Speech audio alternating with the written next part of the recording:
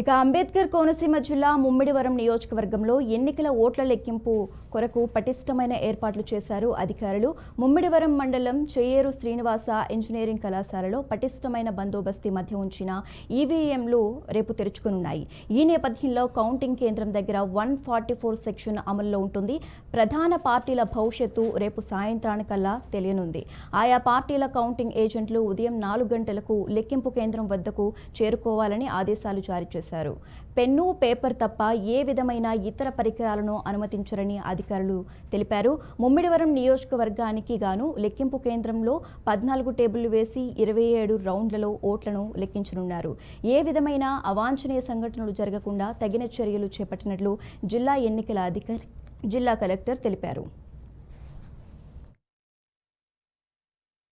కంజెస్టింగ్ coils కూడా వేసి సెక్యూరిటీని బలంగా చేస్తున్నాం. ఫస్ట్ లేయర్లో సిఆర్పిఎఫ్ ఉంది, సెకండ్ లేయర్లో డిస్ట్రిక్ట్ ఆర్మీ ఉంటుంది, థర్డ్ లేయర్ సివిల్ పోలీస్ ఉంది. ఈ విధంగా ఏ విధంగా కార్యక్రమాలు జరగకుండా దీన్ని సెక్యూరిటీని కట్టుదిట్టంగా చేయడం అయింది.